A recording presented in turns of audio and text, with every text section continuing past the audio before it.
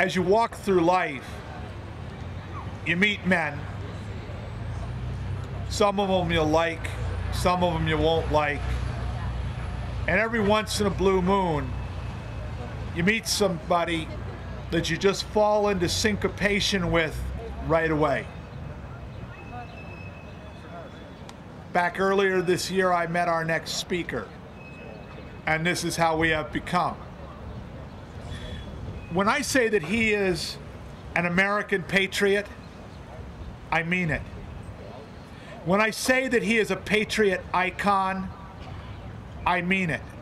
I could almost get up here and give his speech for him. I go with him on his radio show. We've gone shooting together, and I want to tell you about this guy just a little bit because I love him. Last weekend, I had never shot a machine gun before in my life. And he said, my buddy Josh is having a machine gun shoot, come down with us. You can shoot my Glock 18. I'm like, oh God. Yes, please.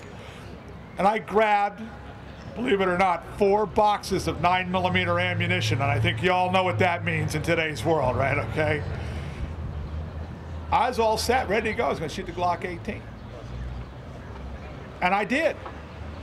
But he wouldn't let me pay for the ammunition. He wouldn't let me pay for the ammunition when I shot his M16. It's one, yeah, like it's like one thing to invite you to use your tools. It's another thing to pay for the day. And he took the time to let my wife shoot, and another young lady, fellow from the Marine Corps, and pretty much anybody who asked. You know what that is? That's a guy who loves the people. And it is my distinct honor and pleasure to introduce to you Chief Mark Kessler, my friend, my brother, the founder of Constitutional Security Force, CSF. Represent right here, CSF.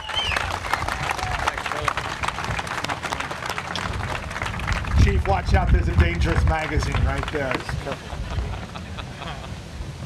Pennsylvania. The place where it all started, Philadelphia, the birth of a nation. Not only is Philadelphia, Pennsylvania, the birth of a nation, it's also the birthplace of the Second Amendment. I'm going to tell you what else it's the birthplace of. The Second Amendment Preservation Resolution that's passing through every state in this country was penned by my hand in a small borough with 870-some people. And when I spoke to some major players in the gun world, they told me it wouldn't do any good. I'm here to tell you I proved them all wrong. And there's nothing special about me. I still bleed red. I still go to work and put my uniform on. I get spit on at work. I put up with a lot of crap. But I still do it every day. I do it for my father, for what he fought for in Vietnam, for what my grandfather fought for in World War II, when he spent 2 years in a Nazi prison camp, fighting Hitler. And I'll do it for you, every single day, as long as there's a breath in my body.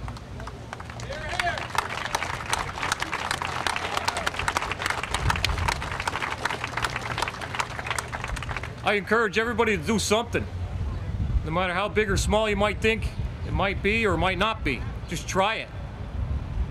I had no intention of going national with my ordinance or my resolution, but it went viral.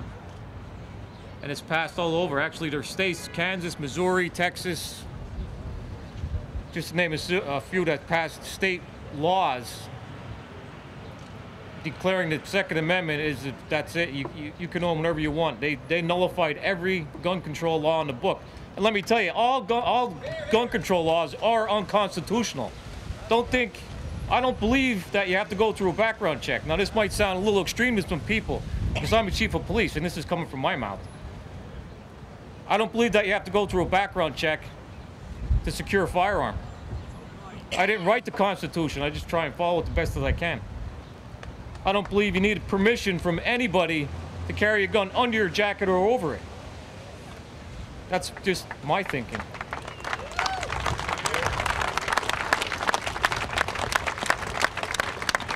shall not be infringed. That's exactly what it means. Shall not be infringed. And on my radio show, I always challenge somebody to call in and give me an answer. Where does it state in the Constitution that any government or any elected official at any level has the right to regulate firearms or arms in general? They can't answer it because they can't. And don't be fooled, because they want you to drink that Kool-Aid and make us believe that they have the right to regulate whatever they want. They can't. Shall not be infringed, and that's it. You need to put these people in their place.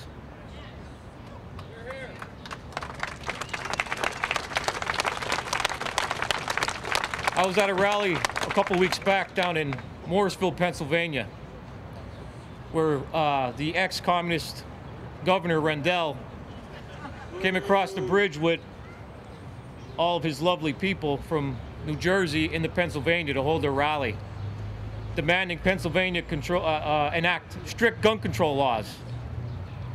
Well, we got spit on. I couldn't tell you by how many people. Some of my good friends got spit on. We were spit at. My banner, people that from my organization, the CSF, were holding a banner. They got spit at. They just don't get it. You know, this is what my father fought for. This is what for all our military personnel shed their blood and died for, is our freedoms. And they're not taking my guns. No way in hell. They're just on me.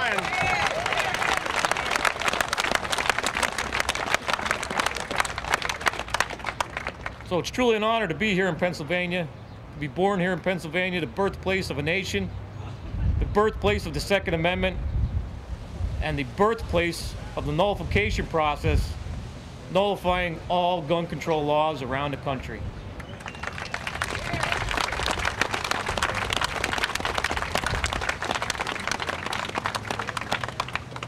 So I encourage everybody here today to do something. If you have to call your representative and beg them for to vote for the Constitution or follow the Constitution, they should not be in there. If you're going to call them, you demand their resignation. If you're going to write a letter demanding their resignation. Call them out. Enough is enough. This is our country, not theirs. They had their chance. They blew it. It's our chance. This is our time. And don't let nobody tell you it's different. Ever again. Do something, no matter what it is. Thanks.